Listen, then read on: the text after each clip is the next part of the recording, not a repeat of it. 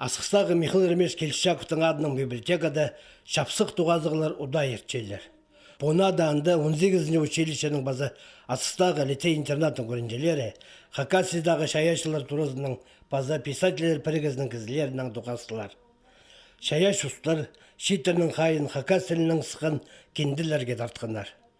Валентина Шулбаева, хостелік писатель, драматург, Енисей журналының өн редакторы, үгірінжілерге Хакас тілінің сығарылған, ерткен жылдағы шында керілген авторлардың тоғыстарының ар қысқа жықчы шоқтап берген.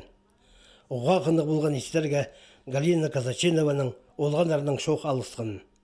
Ол орыс Хакас тілерінің поза басқан табырық шоқтарын олғанарға шетірген. Үйзен, но неме, ажылар келер бі, изөнер,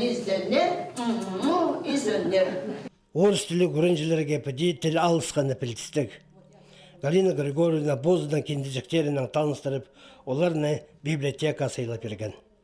Моисей Байыновтың поэзиясының ар, олсында үрнемесі сыққан өскай ахазыңа пүрлер шындыдың ар, қынық жоқтап берген Россияның писателер пірігіздің арылыс жезі Сибдейтом.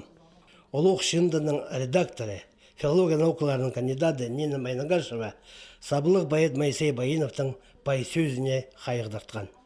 Мұнда көбізі Хакас тілінің жоқтысчалар, үгіретчілер, үгіренжілер, оларға Моисей Байыновтың чейіндізін школьный программы захостыра, чтобы тоғынғынар кчеджік балаларға таптырғастар черчаяным, садиктарды, уджыларға, иже бабаларға, чтобы балалар бұн қады қығырғынар. Енисей журнал. Бұ тоғазық шитерге оға тузалық болды бұлар. Олар пісің сабылық шаяш ұстарына көріп алғанар, оларның шоқ алысқанар, насы қалған кенделердің әрестіп, постар арсы оларына қолға алып қығырырлар.